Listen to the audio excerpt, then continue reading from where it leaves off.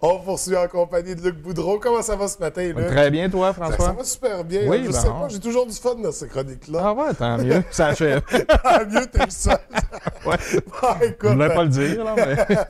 on va débuter tout de suite avec nos Saguenayens qui nous ont pris par surprise. Ben, en fait, ils ont déjà enlevé la prédiction, ou la prédiction de certains experts est déjà plus bonne, parce que plusieurs experts du monde du hockey prédisaient une victoire de la série en 4 matchs du Titan de l'Acadie Batters. Mais les Sags ont réussi à aller chercher un match là, à Batters le week-end dernier. Donc, le premier match, là, défaite de 3-1, seul Kelly Climat a compté. Et le lendemain, victoire facile de 4-0 par blanchissage. Wow.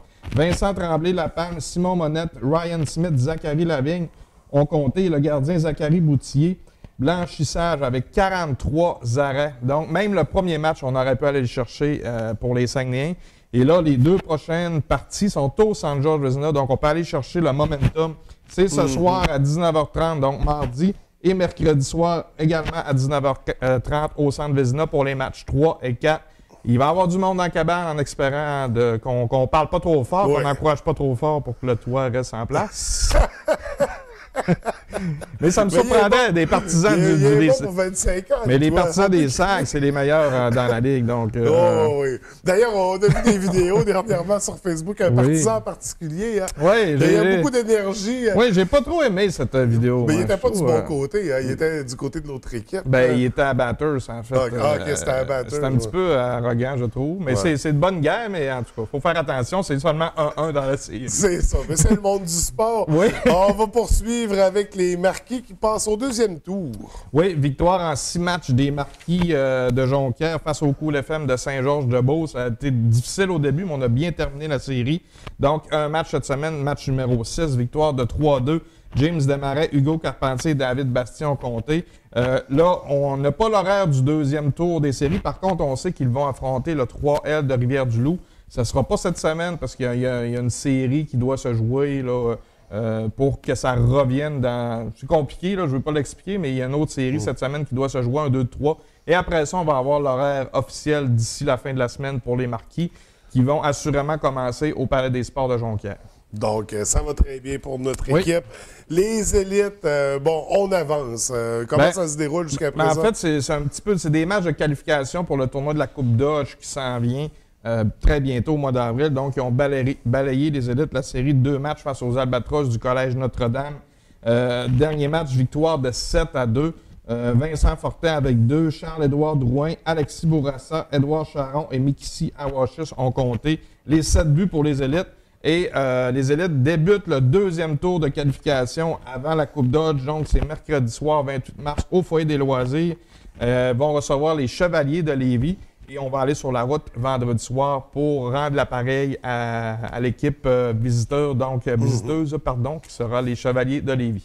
Donc, du côté des élites, on parle des séries dans la Ligue du Lac-aux-Fleuves. Oui. Où est-ce qu'on est rendu? En fait, il y a une série qui sont à égalité présentement. Série égale 2-2 d'une possibilité de 4-7. En fait, là, une série 4-7 entre Dolbeau-Mistassini et la Côte-Nord. Les prochains matchs, les 2 prochains matchs, c'est ce week-end, vendredi et samedi soir. Et l'autre série entre Charlevoix et le MGR de Jonquière, c'est 3-1 pour Charlevoix.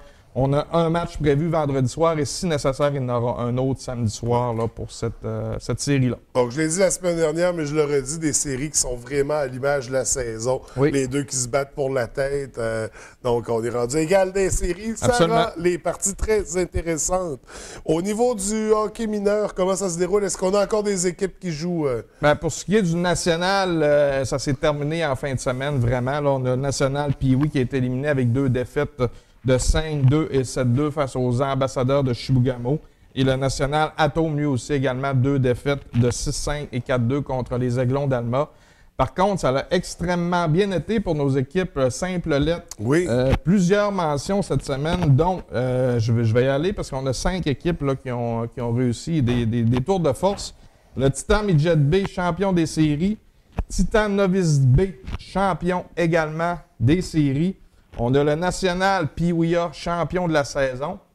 On a le national, je pense que c'est le Bantam A, exactement, c'est ça, parce que j'ai pas j'ai vu l'information ce matin. C'est le national Bantam A, champion des séries, et le national Junior A, champion également des séries. Bon, donc, on a plein de champions à B. Ben oui, ça va prendre une parade, je pense, là, sur la rue Bagotte. Là, on arrête ça au McDo. Mais c'est vraiment le fun de voir autant d'équipes qui sont démarquées pendant la... Hier soir, je préparais ma chronique, puis je voyais ça défiler. Puis même ce matin, en me levant, 2 autres équipes qui ont gagné. Donc, félicitations à tous les joueurs du national, de la B, en fait, là, des Titans nationales et il y en avait-tu? OK, c'est bon. Non, je pense qu'on est correct. Parfait.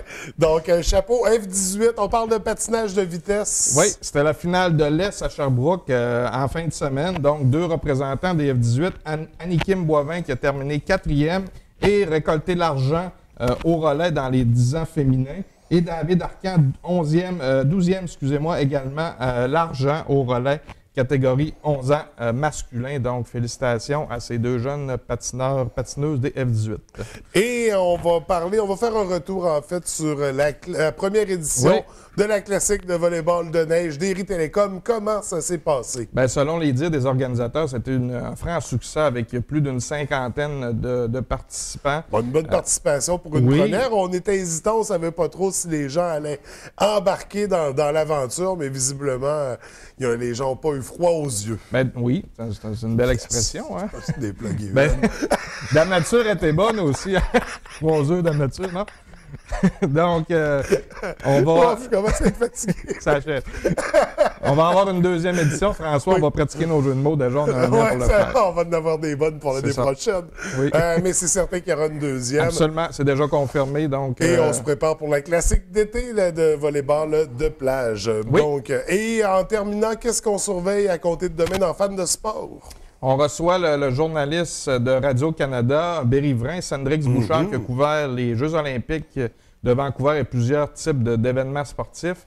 Également, on reçoit Baptiste Brochu, l'athlète olympique en snowboard cross, qui vient faire un retour sur sa saison, qui a en partie très bien été. Ouais, fait qu'on a une thématique olympique là, demain. Oui, 50%, je dirais. Et puis les 2 autres invités, c'est Kevin B. Tremblay qui vient faire sa 2e chronique golf. Donc, très intéressant. Qui a été très aimé par nos téléspectateurs, tant sur le TVDL que les réseaux sociaux. Et on termine avec Dave Hensley du Journal Le Quotidien. Donc, bel épisode encore demain pour Fans de sport. Luc, merci beaucoup. Merci. Et je te dis à la semaine prochaine. Bataille.